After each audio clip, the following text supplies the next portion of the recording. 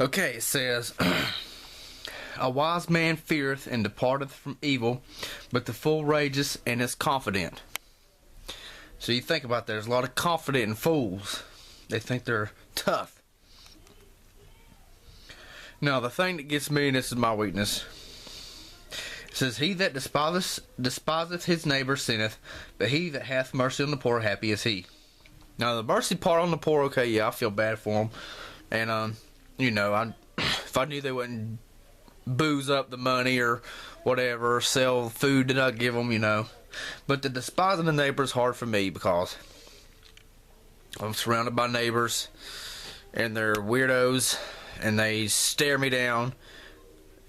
Where am I at here? Okay. They don't even talk English. Why's it blurry? Okay. But the neighbor, the despising the neighbors is my toughest one because, I'm surrounded by Ukrainians. They stare me down. They don't speak. And I don't like people staring at me. And I thought bad thoughts toward them. I've looked at them bad, and I was a jerk toward them too.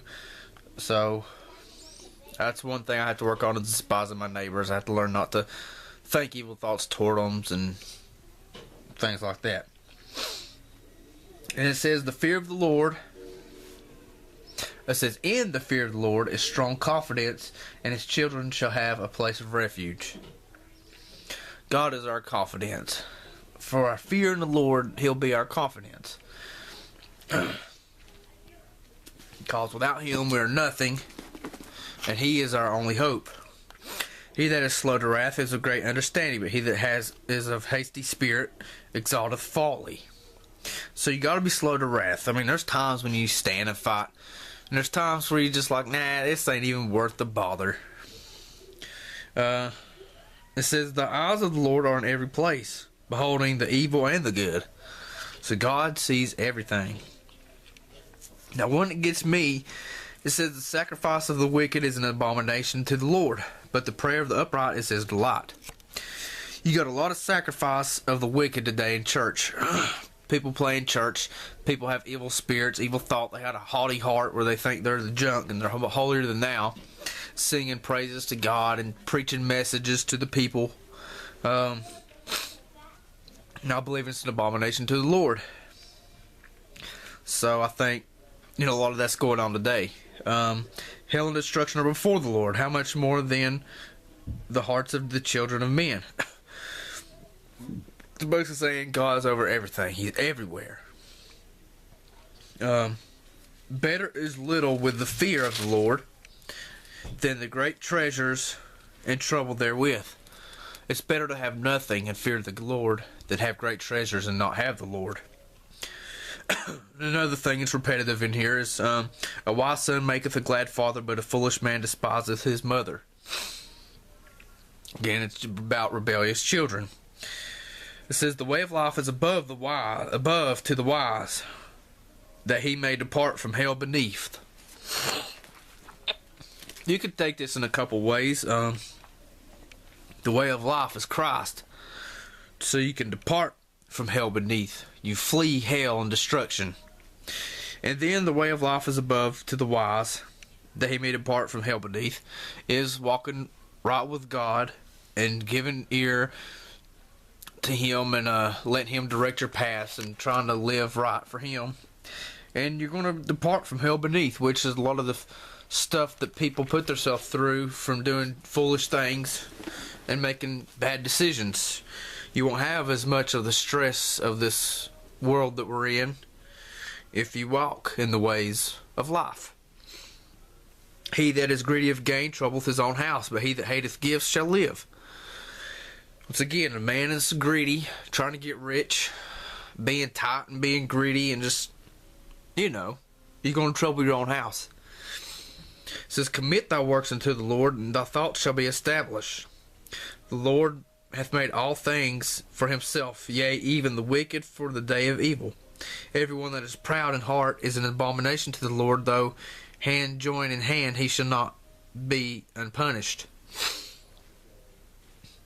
So you see all these people rising up in the world, making money, getting rich, doing corrupt things. They're not going to go unpunished. And God has made everything for himself. A man's heart deviseth his way, but the Lord directeth his steps. So your heart's going to have ideas, and you're going to have ideas. You're going to have this dream to accomplish that dream. But God's going to direct your steps. You're not going to understand it. So, God's in control. How much better is it to get wisdom than gold, and to get understanding rather than to be chosen than silver? Wisdom is better than gold. Pride goeth before destruction, and a haughty spirit before a fall. Better is it to be of an humble spirit with the lowly than to divide the spoil with the proud. Once again, you're talking about prideful people. Confident. They walk around all strutting like they're the stuff. And it's just, they're fixing to fall. Destruction's fixing to come upon them. It's better to be humble. To know you're nothing without God. It talks about a merry heart doth good like a medicine, but a broken spirit dryeth the bones. It's hard to have a merry heart in this world, but there's only one way to get it, and that's through Christ. To have true happiness. And see, it doth good like a medicine. When you have a happy spirit, somebody else is going to feel happy from seeing you and being around you. The name of the Lord is a strong tower. The righteous runneth into it and is safe. See, the Lord is a strong tower. He is our confidence. Before destruction, the heart of a man is haughty, and before honor is humility. See, a man's going to be prideful, and then he will fall. But if you... And then it talks about before honor is humility. You got to be down to the lowest, to the lowest, to the lowest, to work up to get honor.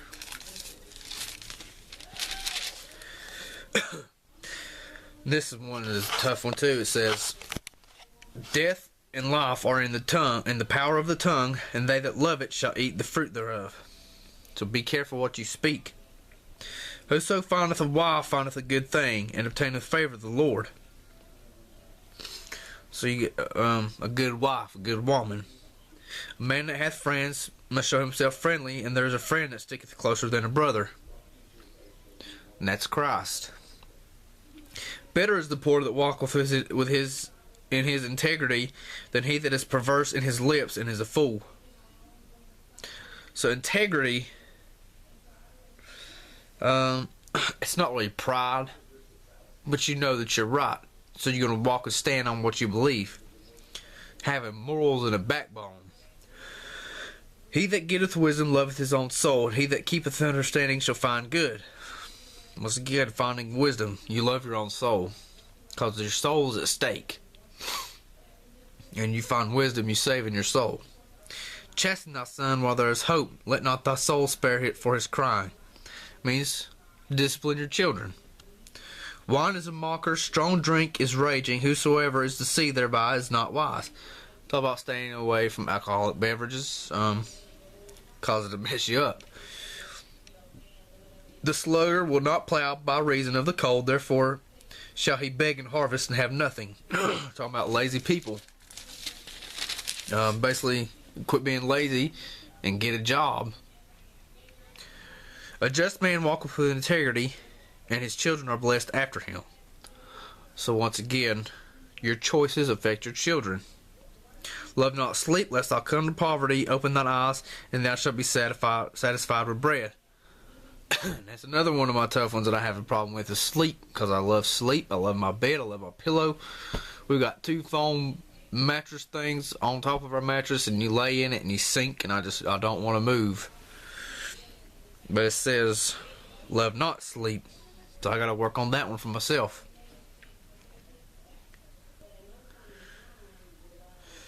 And it says, he that goeth about as a talebearer revealeth secrets. Therefore meddle not with him that flattereth with his lips. Sometimes it's best not to fuss with anybody and just let them say what they're going to say and just let them go on and let it go in one ear and out the other and not let it bother you. It says, man's goings are of the Lord. How can a man understand them and then understand his own way? So that's a tough one. That's a good one right there. That's deep. It makes you think. For our steps are of the Lord, in the directions we go. It says, the spirit of a man is a candle of the Lord, searching the inward parts of his belly. I think our spirit of the Lord, our spirit is a candle of the Lord. He sees our insides. He knows what we think and what we do before we even do it. Every way of man is right in his own eyes, but the Lord pondereth the hearts. Once again, the Lord sees our hearts. He sees our intentions, even though we think we're right in our ways that we choose. A high look and a proud heart, and the plowing of the wicked is sin. Having that high look, you got a lot of people with high looks in the world going around. It is better to dwell in the wilderness than with a contentious and angry woman. That could be twofold. You're either married to a crazy woman and you need to get a divorce, or it's better to be by yourself than be with people that's trying to start stuff with you all the time. He that followeth after righteousness and mercy findeth life, righteousness and honor. Whoso keepeth his mouth and his tongue keepeth his soul from troubles. So you find righteousness, you follow righteousness, and you're going to find life. You follow Christ, and He'll give you life. And that keeping your mouth and his tongue, keeping his soul from trouble, is basically keep your mouth shut if you ain't got nothing to say that's of truth and of knowledge.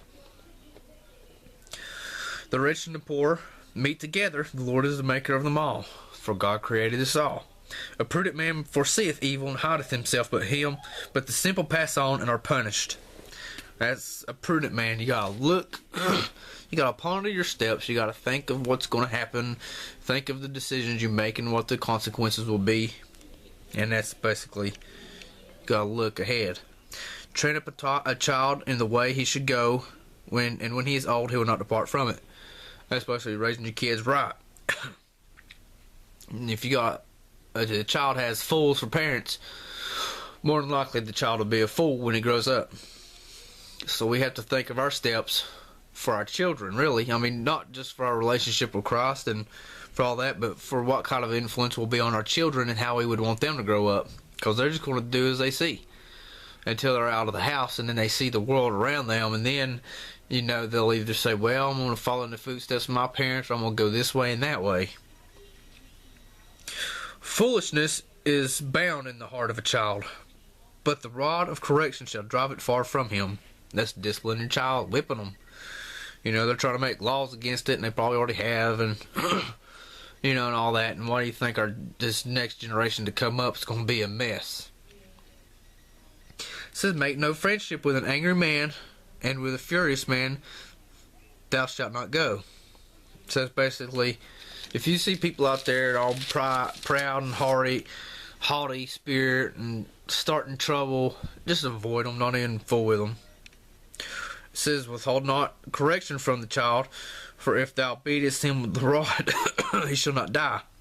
Thou shalt beat him with the rod, and shalt deliver his soul from hell. That's correcting your children. Let not thine heart envy sinners. Be thou in the fear of the Lord all the day long.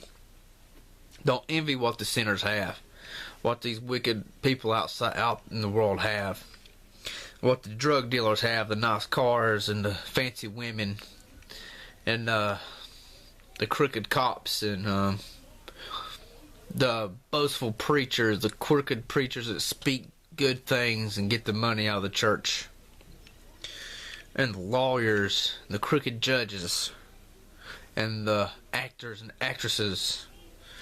You know, don't envy what they have, cause it's only temporary. It says, be not envious against evil men, neither desire to be with them. If thou faint in the day of adversity, thy strength is small. So we have to build our strength up, our faith, and our confidence in God, so we won't faint in the day of adversity. It says, for a just man falleth 7 times and riseth up again, but the wicked shall fall into mischief. So we're going to fall. It says 7 times. That's a lot of times. And we're always going to fall, but we rise up again. So we just have to have faith and confidence in God that when we do fall, He'll bring us up again and set us in the place where we need to be. Now this is a tough one too. It says, rejoice not when thine enemy falleth, and let not thine heart be glad when he stumbleth, lest the Lord see it, and it displease him, and he turn away his wrath from him. So when we see our enemies falling, we gotta not be happy for their fall. Yeah, that's a tough one there, because there's a lot of people I don't like. I'd love to see them fall and everything just blow up in their face, but I shouldn't be like that. So that's another thing I gotta work on. See, just reading Proverbs and going through it is cutting me at the heart, and knowing that I'm far from perfect, and I got a lot of stuff to work on in my life. And that's the thing, you gotta work on it and try to get close to God and try to make things right, but at the same time, you don't want to get caught up in the religious persona and get a prideful spirit to where you're better than everybody else, and people are beneath you, and then you're in worse shape than the fool. It says, say not, I will do so to him as he hath done to me. I will render to the man according to his work. Getting even with people that do you wrong. That's another one. That's a tough one. It says, go not forth hastily to strive, lest thou know not what to do in the end thereof, when thy neighbor hath put thee to shame. It says, don't just jump into a fight that's not your fight. Or just don't even jump to a fight, period, because you know what's going to happen. There's a time when you should fight, and there's a time when you just sit back and keep your anger to yourself and keep your mouth shut. This is another one. It says, if thine enemy be hungry, give him bread to eat. If he be thirsty, give him water. That's another tough one. I see the people I don't like, they don't like me and they're hungry. I'd rather just let them starve, so I gotta work on that one too. It is better to dwell in the corner of a housetop than with a brawling woman in the white house. So, once again, you got a crazy woman, and just get a divorce. Or it could be people trying to start stuff with you, and just wicked people trying to get stuff stirred up. It's better to be by yourself than have crazy friends. This one's a tough one for me. I mean, this one really cuts me deep. It says, he that hath no rule over his own spirit is like a city that is broken down and without walls. That's hard, because you've got a fleshly man, a carnal man, and a spiritual man. And if you don't have no rule over yourself, you're like a city with no walls.